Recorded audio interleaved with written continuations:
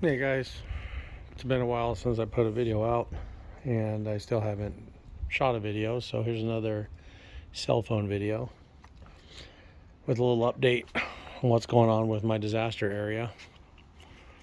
My buddy David that passed away, his house was sold, and so I had to finally move whatever I haven't sold yet over to my house.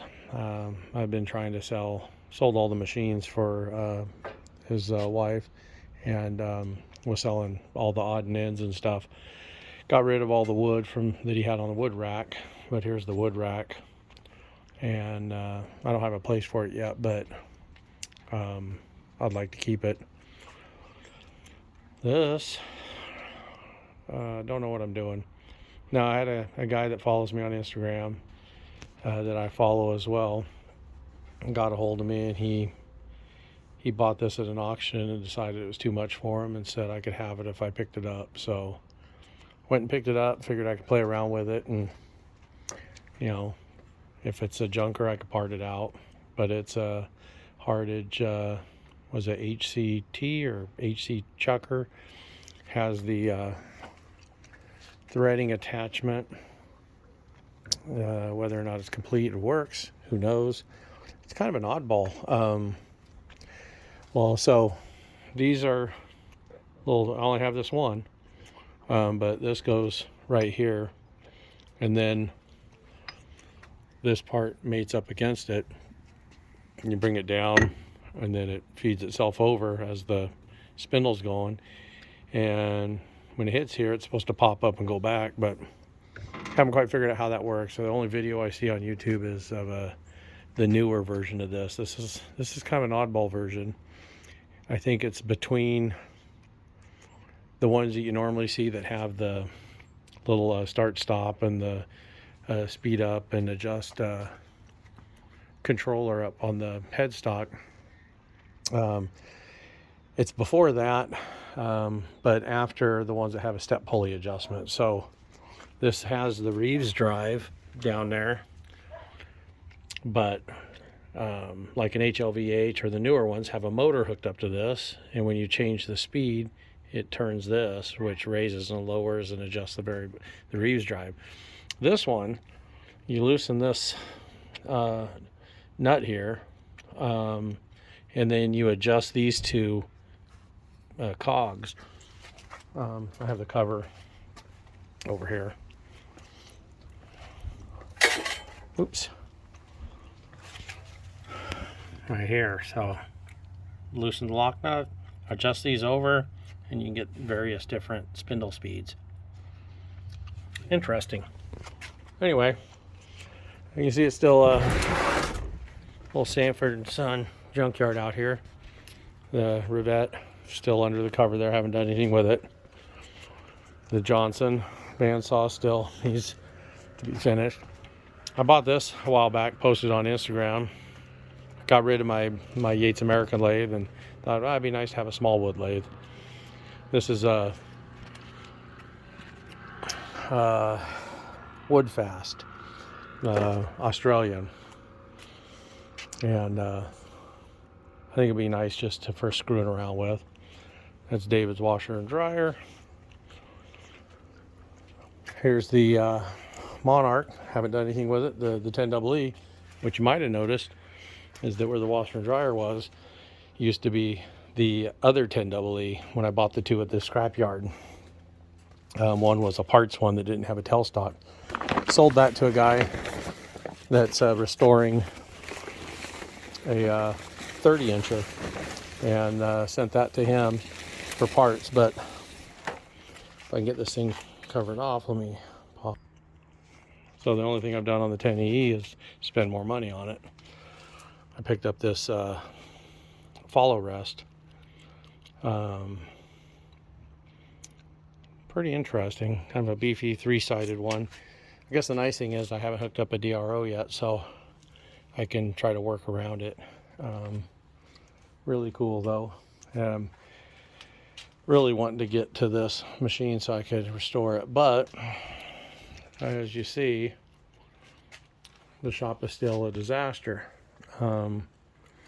I did pick up this cabinet here and put it here, moved the Kennedy box out of the way, and put this one where it was, kept the double 5 stacks up. Got my 5C collets in here. So that's organized. It's the one organized thing on the shop. And I think I cleaned out this drawer and I started putting some end mills in it. And putting some taps in this one, trying to get stuff put away. I sold my Max disc sander that was back here. So got a lot more room back here. One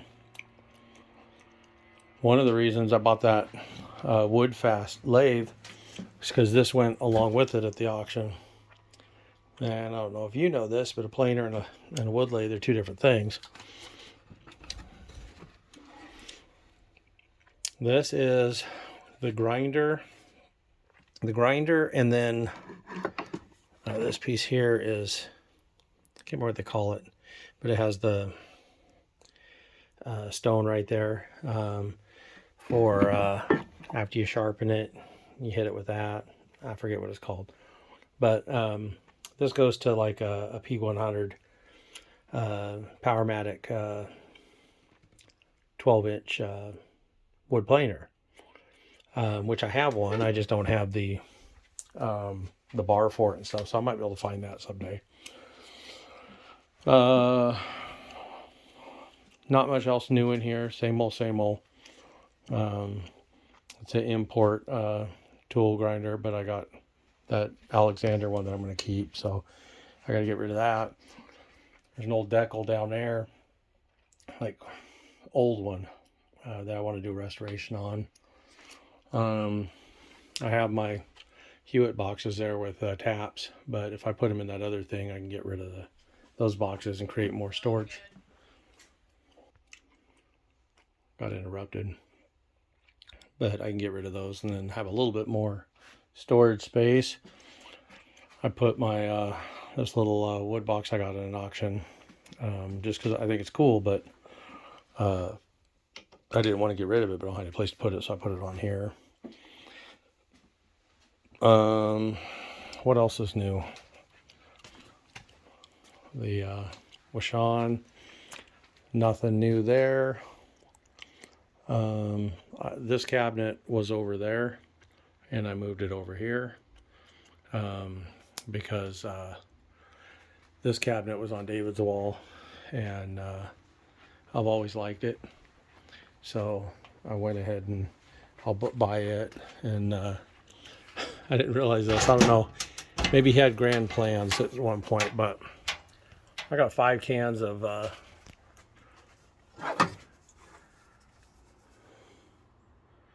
Knack brown. So I don't know if he was, and a white one for Knack. So I don't know if it's pronounced Knack or not, but that's how I do it.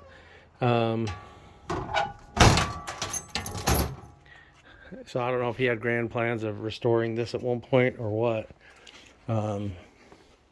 Or maybe he used to have a taller box, because he also had this in there.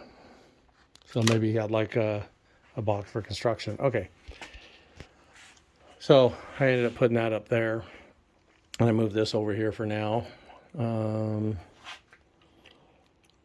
I do have a job, but it's not really a YouTube worthy job. Of like doing a whole video. Buddy of mine has a 16-inch it's not a Max, I think it's an Apex sander, and he has the disc there. There's a problem with his disc, so he got this disc for somewhere else, and I think this is the original hub, and they don't match up. So he wants me to make it work. Eyeballing it.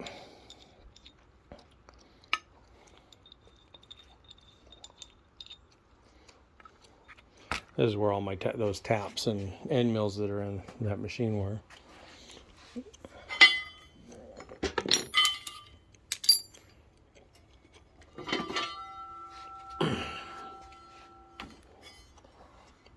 Let's see.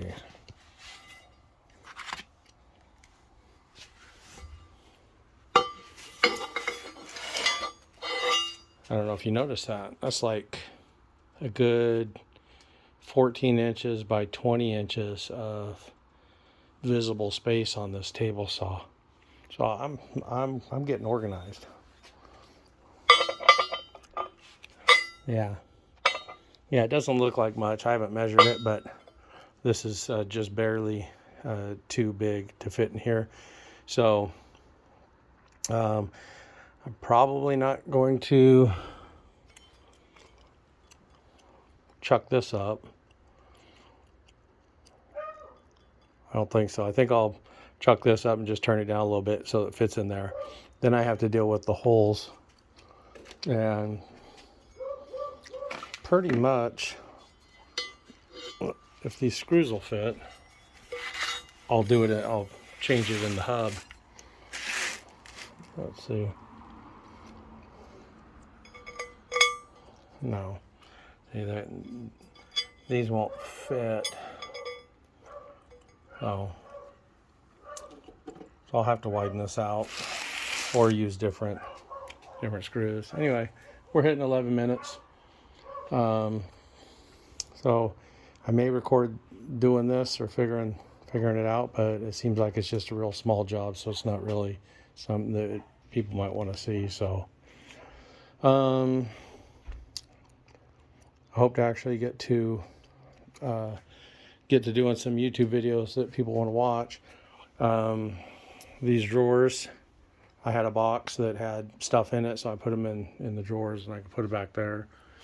But so my plan, oh, this little grinder thing is cool. It's like a slow speed carbide grinder.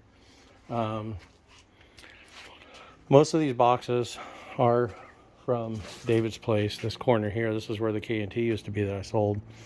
So I need to go through this and sell what is worth selling and donate what's worth donating and keep what I want to keep. But you know, this is just plastic and aluminum, and then I've got steel down here, just his small pieces of aluminum and steel, and I got to get those somewhere. But once this area is cleared, back up so you can see master plan. Clear this area off. Then I'm going to take the dual and put it outside next to the Yates bandsaw under the tarp and get it out of here because I'm not going to do anything with it right now.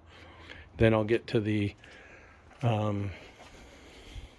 Walker Turner that I restored.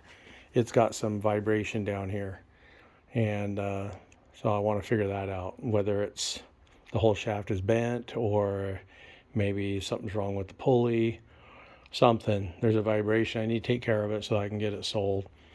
Once it's gone, then essentially this corner of the shop should be empty.